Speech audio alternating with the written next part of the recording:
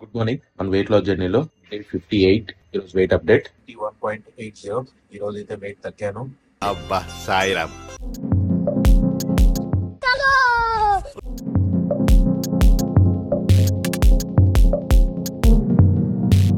Gym finish అయింది. ఈరోజు shoulders. A few moments later. Gym నుంచి వచ్చి ఫ్రెష్ కూడా అవ్వలేదు. షూస్ అవన్నీ అయిపోయి ఉన్నాయి. అన్ని ప్రిపేర్ చేసుకుంటూ లేట్ అయిపోయింది. అండ్ టుడే మన ఫస్ట్ మీల్ వెజ్జెస్, ఆకుకూర, చికెన్, 2 పెసరట్టు అండ్ బెండకాయ ఎయిర్ ఫ్రై లో చేశాను. ఇది కీరా ఆనియన్. ఇది మన first meal today. A few moments later.